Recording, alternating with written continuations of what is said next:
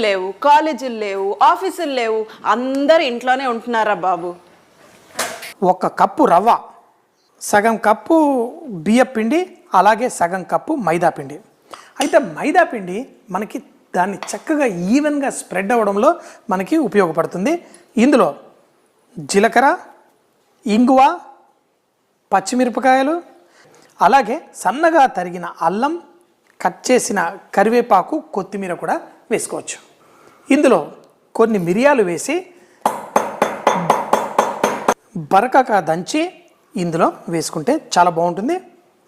ఉప్పు, కొంచెం అంత కొత్తిమీర కూడా వేసుకొని ఇవన్నీ కలిపి మజ్జిగ అంటే నీళ్లతో కూడా చేసుకోవచ్చు.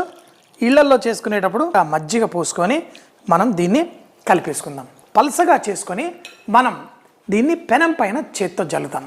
హోటల్లో కూడా మేము ఇలా చేత్తో జల్లుతూ ఉంటాం.